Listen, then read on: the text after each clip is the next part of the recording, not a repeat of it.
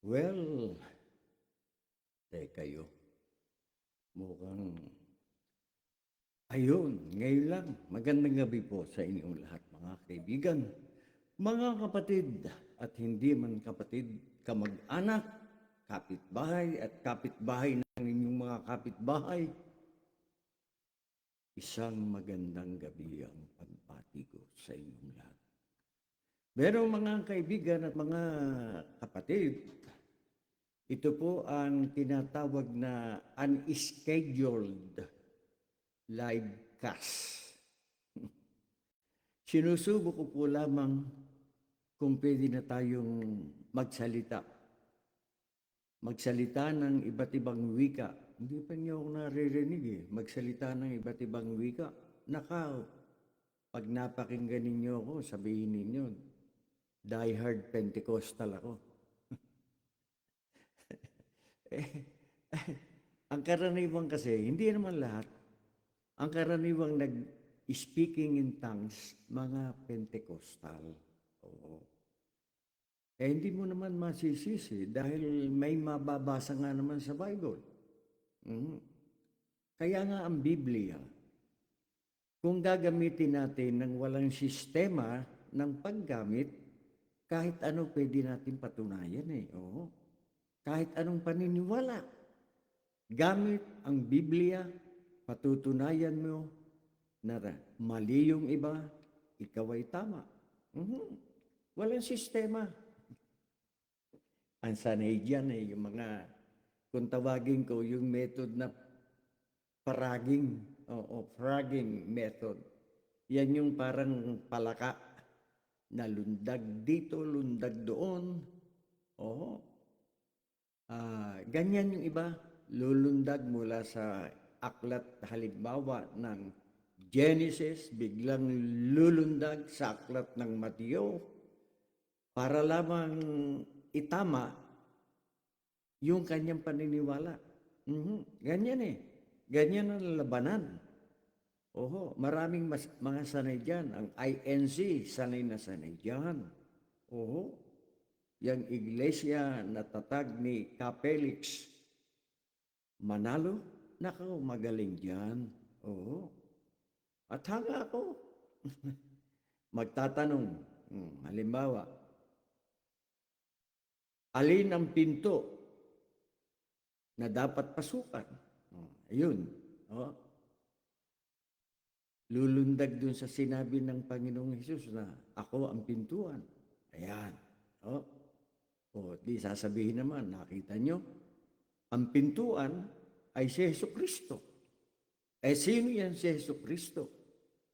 O, siya ang katawan na dilibat ang iglesia ni Kristo sa makatuwid. Kailangan pumasok kayo sa pintuan na si Kristo, na iglesia ni Kristo, upang kayo ay makapasok sa loob. Kapag ka nakapasok na kayo sa loob, ano ngayon ang mangyayari? Manatili kayo sa loob. Sapagkat ang hindi manatili hanggang sa wakas ay hindi maliligtas. Nakasulat yan eh. Taking a text from books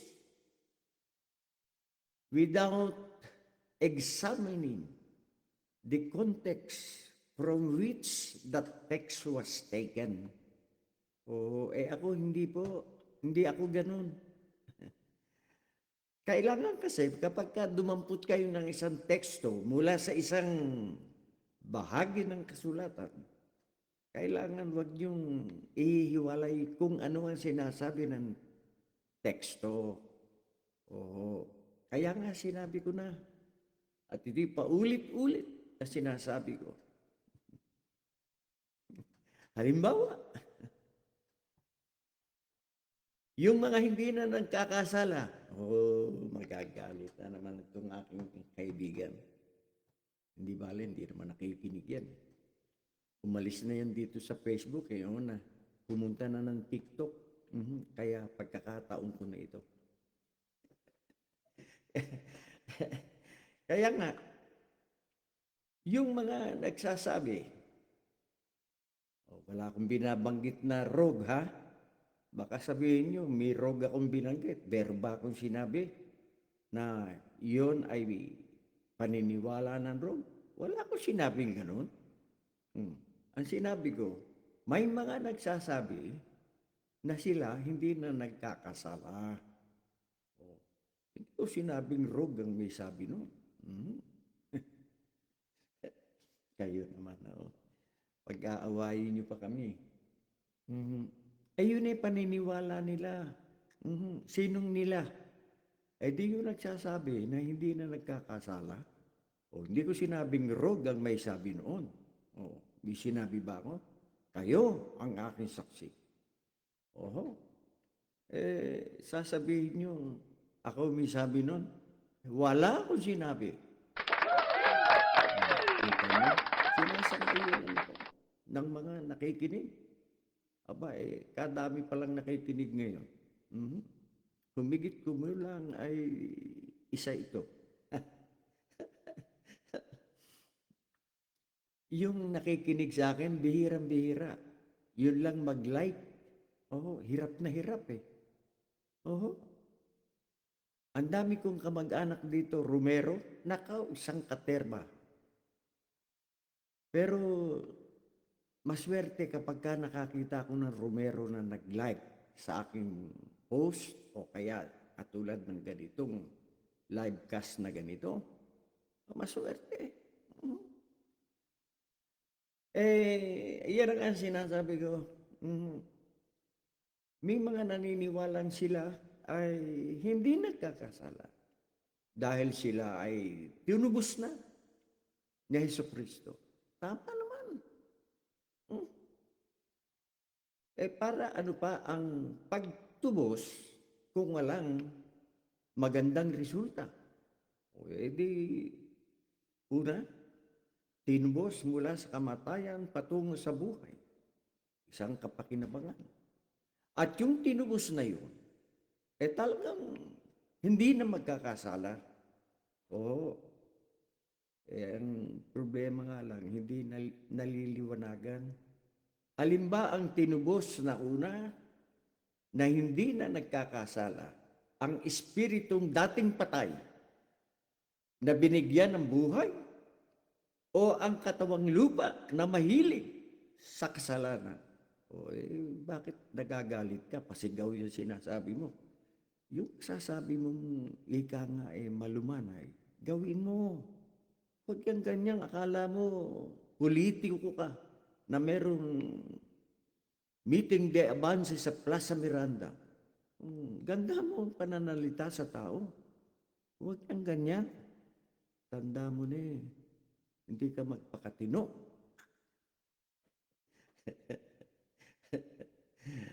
Talagang ganyan. Pinag-aaralan kong magsalita ng malumanay upang maunawaan ng tao. Opo. Ang Panginoon nga, kung magsalita, talagang masasaktan kayo. Saan kayo nakarinig nung sasabihan kayo ng Panginoon na kayong mga hipokrito na mga Parisiyo. Masakit yung salitang hipokrito. Ang tulad ninyo ay libingang maputi ang labas, pero ang loob, panay kalansay at mga bulok. Ayan. Masakit yun ba?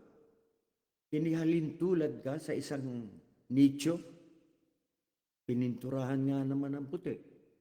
Yun naman sa loob kalansay, nabulok. Kung minamalas-malas, bagong libing pa, saka pa lamang nabubulok.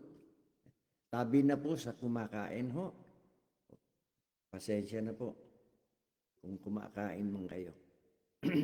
Bueno, ganyan ang sinasabi ko. Malumanay lamang ang pagsasalita sa tao. Maiintindihan naman Kaya nga, kung naniniwala kayo na kayo ay hindi na nagkakasala, alin yung sinasabi ninyong kayo na hindi na nagkakasala. Yung espiritual na bahagi ng tao na dating patay bunga ng kasalanan, ngunit binigyan ng muling buhay sa pamamagitan ng kapangyarihan ng muling kapanganakan, o yung katawang lupa na hindi pa natutubos, na hanggang sa ngayon ay biktima pa rin ng kasalanan. Yan ang dapat inuunawa ninyo na nagsasabing hindi na kayo nagkakasala. Ako hindi na nagkakasala. Pag sinabi kong ako, kaya kong ipaliwanag. Yung dating patay kong espiritual na pagkatao, nang aking tanggapin si Jesus sa pamagitan ng pananampalataya at pinagtiwalaan ko siya na tumubos sa akin, ay ako'y ipinanganak na muli sa espiritual na bahagi o aspeto ng aking pagkatao. Dalawang sangkap mayroon kasi ng likain ng Diyos ang tao. Yan paulit-ulit ko nang sinasabi. Oo, ang tigas naman ng ulo niyo. Ayaw ninyo paniwalaan eh. Sinabi ko na sa inyo, dalawang aspeto mayroon ang isang tao. Yung hininga ng buhay na inihinga sa butas ng ilong ng tao. Kaya nga naging kaluluwang buhay. Dati kaluluwang patay nang hindi pa hinahingahan ng hininga ng buhay. Nung hininga na, ano nangyari? Naging kaluluwang buhay. Ayan. Yung dating patay. Kaya nga, ang tao nang isilang na muli, yung aspetong espiritual ang unang binigyang buhay ng Diyos. Oo. Kaya nga, kawasay ang katawang lupa na aspeto, pangalawang aspeto ng isang tao. Hindi pa natutubos yan. Naghihintay pa ng katubusan ang wika ni Apostol Pablo. Ngayon, kung ayaw kayong maniwala, nasa inyo na yun.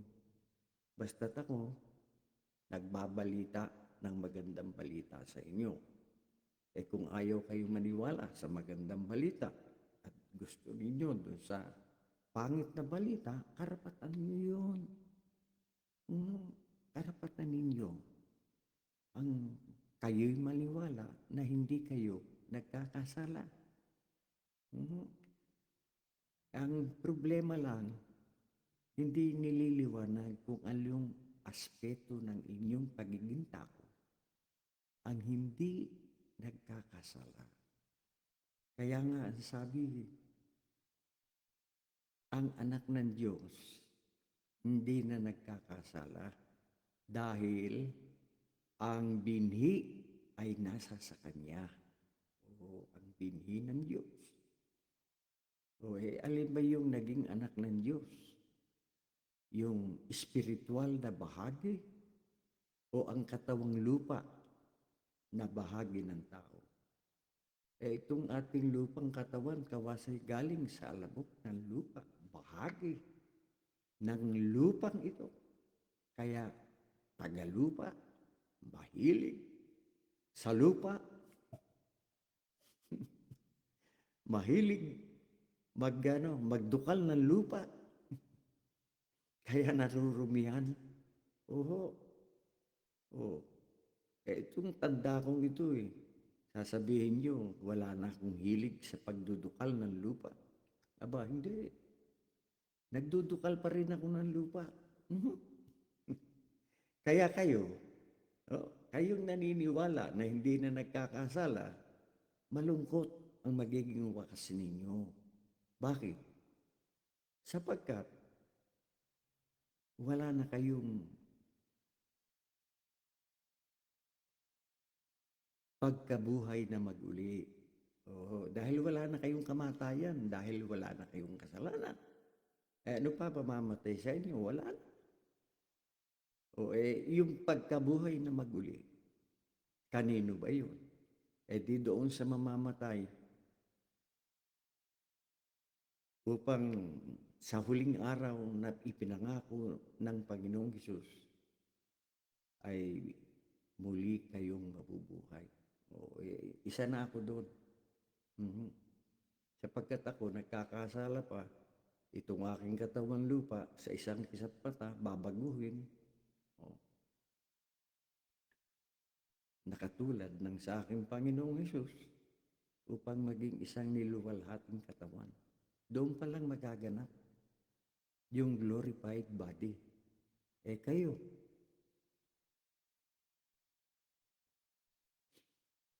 ano pa ang babaguhin sa inyo? Ayan tuloy. Mahirap yung malaki butas ng ilong maraming nasasagap. Yan. Ganyan ang kasalanan. Excuse me nga pala, kumain ako Nahuli yung excuse me. Bueno mga kapatid at mga kaibigan, sayang. At hindi ako marunong yung papasok kayo para maging kasama kayo sa ganitong usapan at magkausap tayo. Bueno, meron namang ano dyan kayo, titignan ko kung may nagtanong. Pwede kayo magtanong kasi at mababasa ko yung katanungan ninyo. Ano nga ba? Ay, sayang, hindi ko nabuksan pala yung Wala, hindi ako marunong kasi mag-operate ito. Alam naman niyo, sinauna ako Noong panahon namin, walang ganito. At saka mabuti naman. Dahil iisa na kinig Nakakatuwa nga naman. Pero diyan po tinatapos ang unang yugto ng aking live ngayong gabi.